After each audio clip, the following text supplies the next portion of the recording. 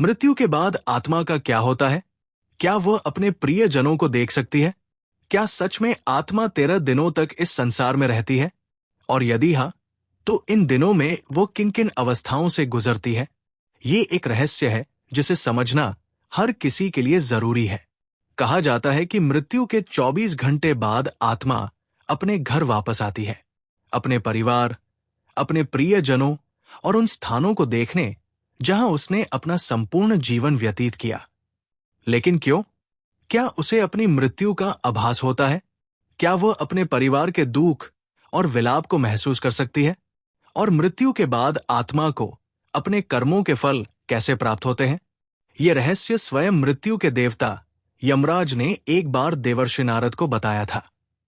यमलोक के अधिपति यमराज ने बताया कि आत्मा का ये सफर केवल शारीरिक मृत्यु का अंत नहीं, बल्कि एक नए प्रारंभ की ओर बढ़ने की प्रक्रिया होती है।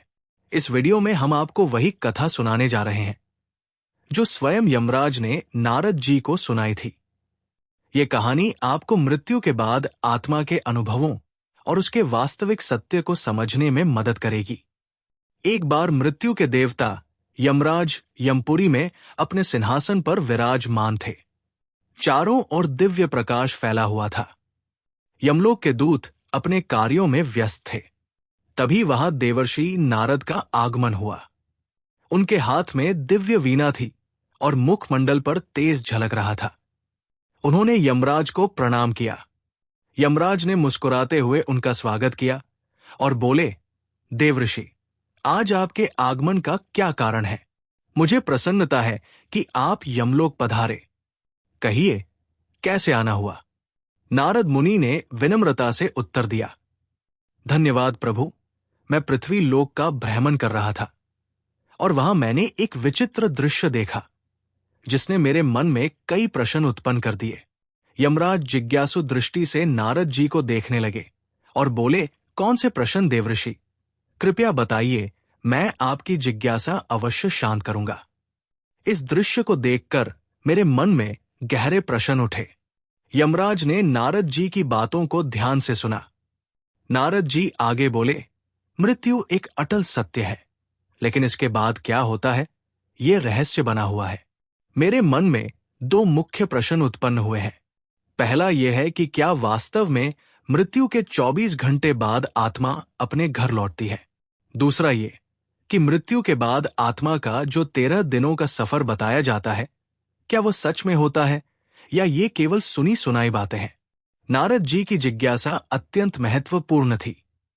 यमराज कुछ क्षण मौन रहे और फिर उन्होंने गहरी सांस लेते हुए कहा, देवर्षि, ये एक गंभीर प्रश्न है और इसका उत्तर प्रत्येक मनुष्य को अवश्य जानना चाहिए।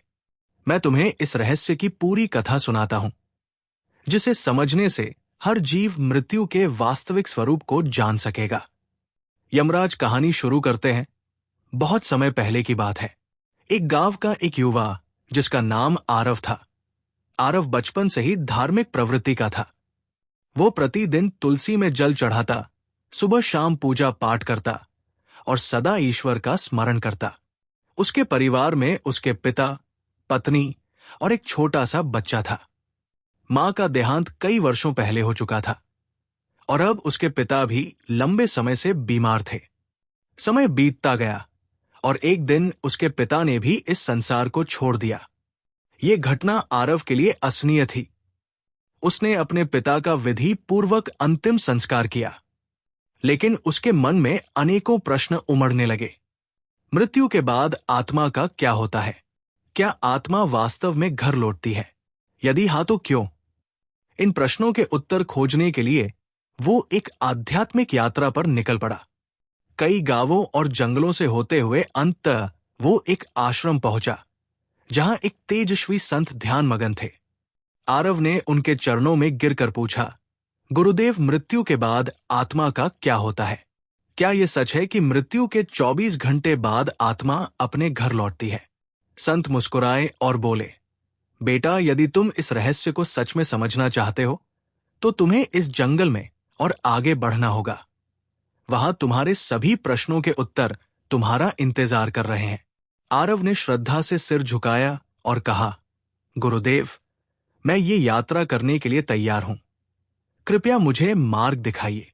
गुरुजी ने आशीर्वाद दिया और कहा, इस यात्रा में तुम्हें कई अद्भुत अनुभव होंगे।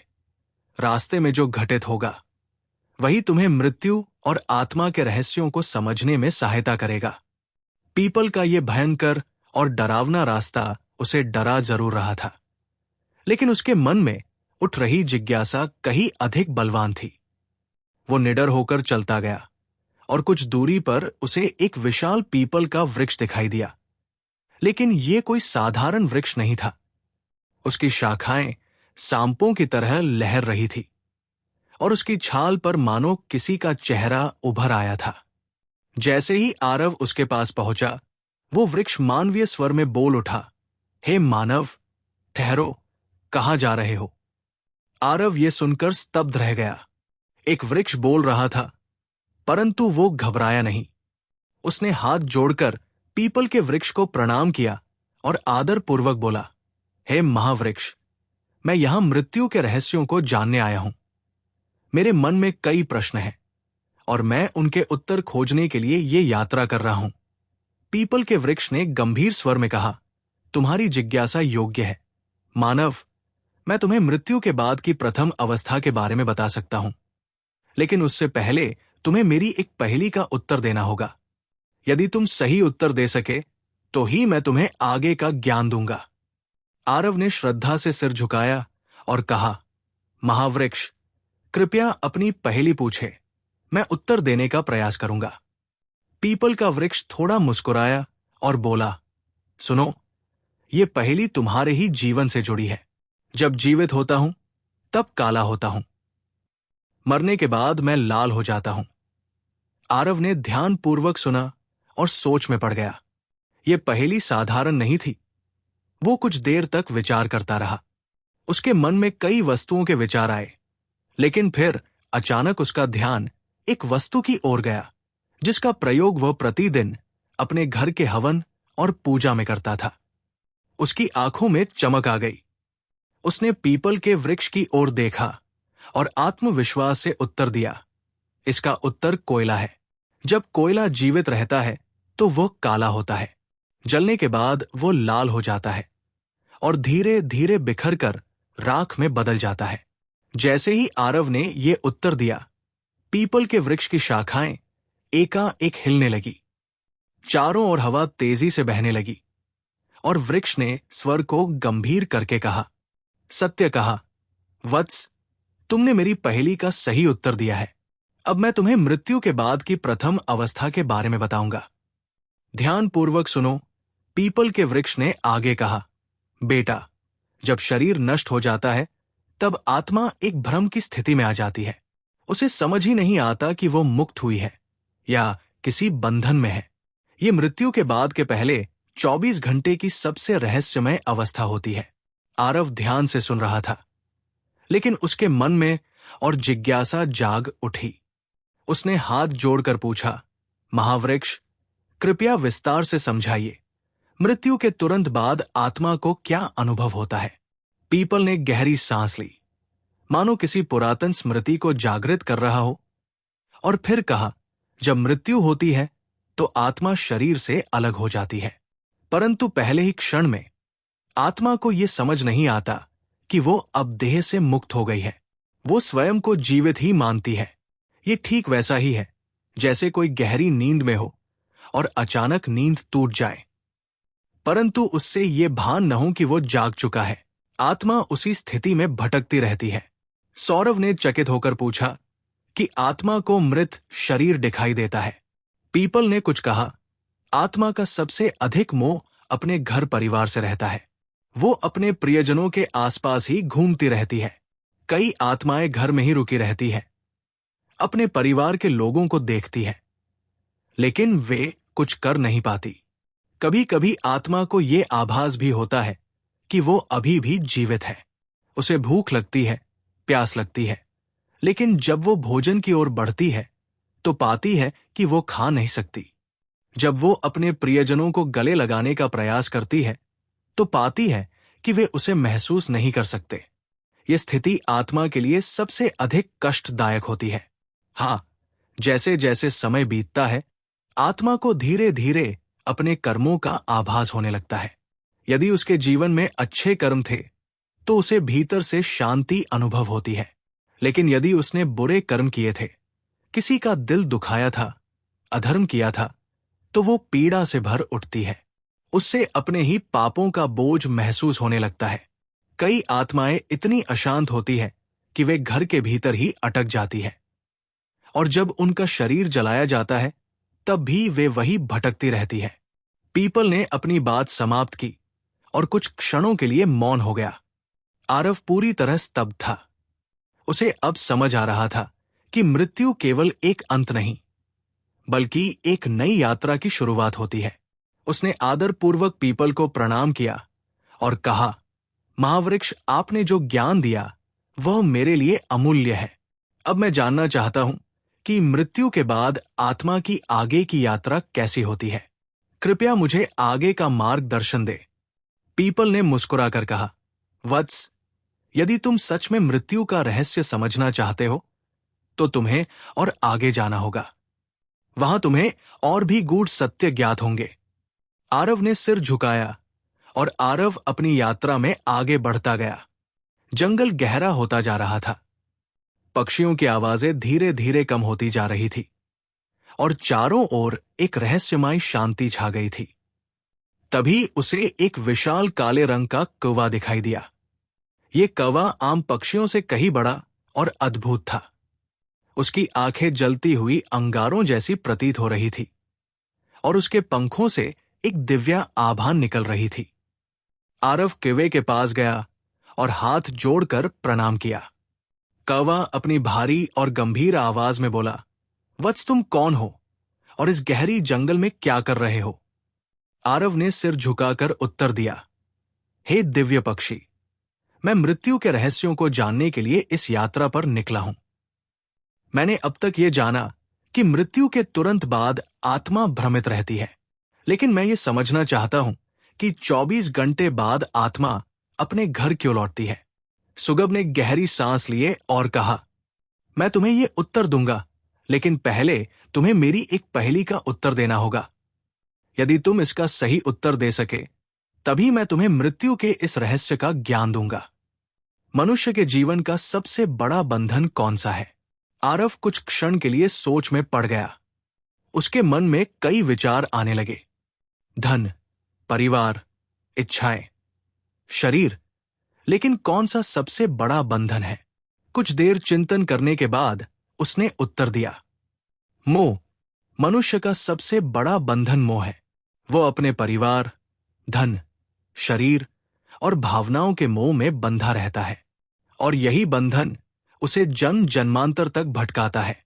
सुगब मुस्कुराया और सिर हिलाया, तुमने बिल्कुल सही उत्तर दिया। वत्स, अब मैं तुम्हें मृत्यु के 24 घंटे बाद आत्मा के घर लौटने का रहस्य समझाऊंगा। सुगब ने आसमान की ओर देखा और गहरी आवाज में कहा, मृत्यु के बाद जब आत्मा शरीर छोड़ती है तो वो कुछ क्षणों तक मुक्त महसूस करती है, लेकिन जैसे जैसे समय बीतता है उसके भीतर एक हलचल शुरू हो जाती है। ये हलचल उसके मन के कारण होती है। आत्मा को अपने घर, अपने परिवार, अपने प्रियजनों की याद सताने लगती है। आरव ध्यान से सुन रहा था।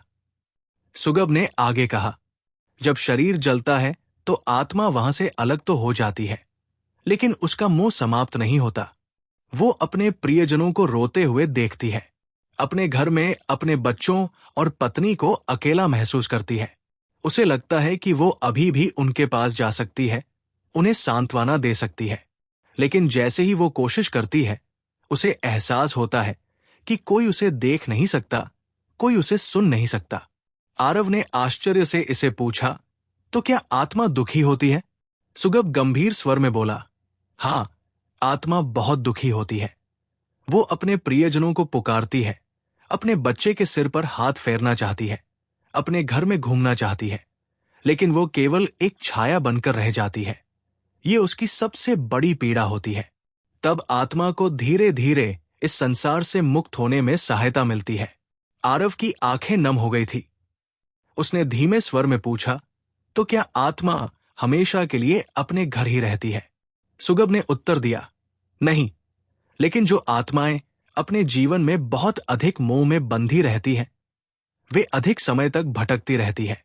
वे अपने परिवार, अपनी इच्छाओं, अपने अधूरे कार्यों को लेकर परेशान रहती हैं।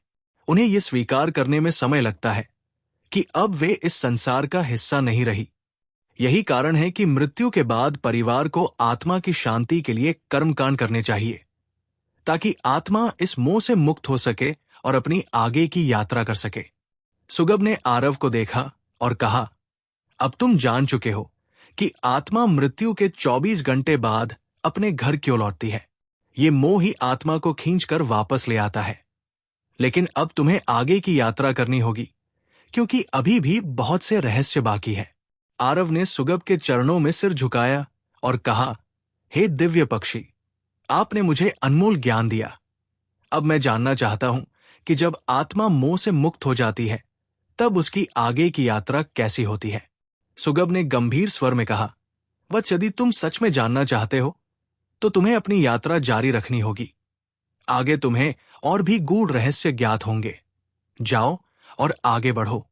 आरव ने सिर झुकाया और आरव अब अपनी यात्रा के तीसरे पड़ाव पर पहुंच चुका था। जंगल का घनत्व थोड़ा कम होने लगा था और वातावरण में एक अलौकिक शांति थी। पक्षियों का मधुर गान, मंद मंद बहती हवा और चारों ओर हरी भरी भूमि, ये स्थान किसी दिव्यलोक का आभास करा रहा था। तभी उसकी दृष्टि सामने खड़ी एक अद्भुत गौमाता पर पड़ी। ये कोई साधारण गाय नहीं थी। इसके शरीर से एक दिव्य प्रकाश निकल रहा था और इसकी आंखों में गहरी करुणा तथा ज्ञान की झलक थी। आरव ने श्रद्धा से झुककर गौमाता को प्रणाम किया। गौमाता ने स्नेह से उसे देखा और कहा, वत्स, मैं जानती हूं कि तुम मृत्यु के रहस्यों को जानने के लिए इस यात्रा पर निकले हो। मैं तुम्हें आगे का ज्ञान दूंगी, लेकिन पहले तुम्हें मेरी एक पहेली का उत्तर देना होगा। आरव ने श्रद्धा से सिर झुकाया और कहा, हे मां, कृपया मुझसे पूछिए। गौ माता ने मधुर किंतु गंभीर स्वर में पूछा। मनुष्य अपने जीवन में कई चीजों को संजोता है, धन, परिवार, प्रतिष्ठा, ज्ञान। लेकिन बताओ, उसके लिए सबसे महत्वपूर्ण संपत्ति कौन सी है, जो मृत्यु के बाद भी उसके साथ जाती है? आरव गहरे चिंतन में पड़ गया। वो सोचने लगा, धन तो यही छूट जाता है, परिवार भी पीछे रह जाता है, प्रतिष्ठा भी मिट जाती है, तो फिर कौन सी चीज मनुष्य के साथ जाती है? कुछ क्षण विचार करने के बाद उसने उत्तर दिया, कर्म।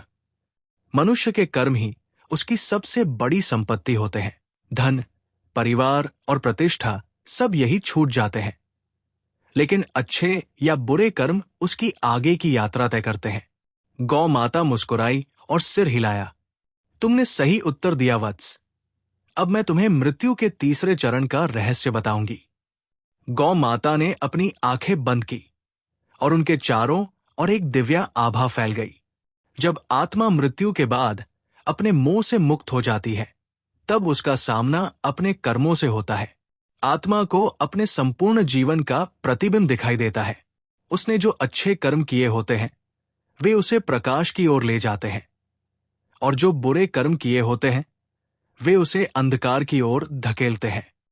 आरव ध्यानपूर्वक सुन रहा था। गौ माता ने आगे कहा, यदि आत्मा ने जीवन भर अच्छे कर्म किए हैं, दान, गौ सेवा, भजन, सत्संग, दूसरों की सेवा, तो वो शीघ्र ही स्वर्ग की ओर बढ़ती है। वहां उसे दिव्य सुख मिलता है, जहां न पीड़ा होती है न दुख। लेकिन यदि उसने पाप किए हैं, अत्याचार, छल, क्रोध, अहंकार, हिंसा, तो उसे यमलोक में जाना पड़ता है, जहां उसके कर्मों के अनुसार उसे दंड भोगना पड़ता है। आरव ने प्रश्न किया, हे माता, क्या मनुष्य अपने कर्मों को बदल सकता है? क्या मृत्यु के बाद उसका भाग्य तय हो जाता है? गौ माता ने गंभीर स्वर में उत्तर दिया, नहीं वत्स, मनुष्य जब तक जीवित है तब तक अपने कर्मों को सुधार सकता है। वो पुण्य कमा सकता है, धर्म के मार्ग पर चल सकता है और अपनी आत्मा को शुद्ध कर सकता है। लेकिन मृत्यु के बाद उसे वही भोगना पड़ता है जो उसने संचित किया है। इसीलिए हिंदू धर्म में गौ सेवा, दान, भजन, कीर्तन और सत्संग का बहुत महत्व है। जब मनुष्य गौ माता की सेवा करता है तो वो अपने पापों का नाश करता है। गाय केवल एक पशु नहीं है, ये स्वयं धर्म का प्रतीक है। इसके स्पर्श से ही पाप नष्ट हो जाते हैं और इसके सेवा करने से पुण्य संचित होते हैं। गौ माता ने आगे समझाया, वत्स, जब आत्मा अपने कर्मों का लेखा जोखा देखती है तब उसे पता चलता है कि उसने जीवन में क्या अर्जित किया। जो पवित्र आत्माएं होती हैं वे आनंद से आगे बढ़ती हैं, लेकिन जो पापी आत्माएं होती हैं वे भय से कांपती हैं। वे सोचती है कि यदि उन्हें दूसरा जन्म मिले तो वे अपने जीवन को सुधार लेंगी, लेकिन तब तक बहुत देर हो चुकी होती है। आरव की आंखों में चिंता झलकने लगी। उसने श्रद्धा से कहा, हे गौ माता, आपने मुझे एक बहुत बड़ा ज्ञान दिया है। अब मैं अपने कर्मों पर और ध्यान दूंगा ताकि जब मेरी मृत्यु हो तो मुझे यमलोक में न जाना पड़े। गौ माता ने आशीर्वाद दिया और कहा, वत्स, तुम्हारी यात्रा अभी समाप्त नहीं हुई है। आगे तुम्हें और भी रहस्य जानने हैं। जाओ और अपनी यात्रा जारी रखो। आरव ने गौ माता के चरणों में सिर झुकाया और पुनः अपनी यात्रा के अगले चरण की ओर बढ़ चला। आरव की यात्रा अब अपने अंतिम पड़ाव की ओर बढ़ रही थी। वो चलते चलते एक विशाल नदी के किनारे आ पहुंचा। ये कोई साधारण नदी नहीं थी। इसका जल कहीं शीतल और निर्मल दिख रहा था तो कहीं रक्त और अग्नि की लपटों से भरा हुआ प्रतीत हो रहा था। नदी के किनारे एक दिव्य देवी प्रकट हुई। उनके तेज से पूरा वातावरण आलोकित हो उठा। वे सौम्य किंतु प्रभावशाली थी, मानो साक्षात ज्ञान और शुद्धता की मूर्ति हो। आरव ने श्रद्धा से झुककर उन्हें प्रणाम किया। देवी मुस्कुराई और मधुर स्वर में बोली, वत्स, मैं जानती हूं कि तुम मृत्यु के रहस्यों को समझने के लिए इस कठिन यात्रा पर आए हो। मैं तुम्हें वैतरणी नदी का रहस्य बताऊंगी, लेकिन पहले तुम्हें मेरी एक पहेली का उत्तर देना होगा। आरव ने सिर झुकाकर कहा, हे मां, कृपया पूछिए। देवी ने गंभीर स्वर में पूछा, बताओ वत्स, इस संसार में मनुष्य का सबसे बड़ा भ्रम क्या है? आरव कुछ क्षण सोचता रहा, फिर उसने उत्तर दिया, मां, मनुष्य का सबसे बड़ा भ्रम यह है कि वो सोचता है कि ये शरीर और ये संसार स्थायी है। वो मृत्यु को भूलकर संसारिक मोह में डूबा रहता है, लेकिन जब मृत्यु का समय आता है तब उसे समझ में आता है कि ये सब नश्वर है, केवल आत्मा अमर है। देवी मुस्कुराई और कहा, वत्स, तुमने सत्य को पहचान लिया।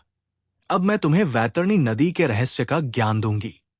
देवी ने समझाया, वत्स, ये वैतरणी नदी है।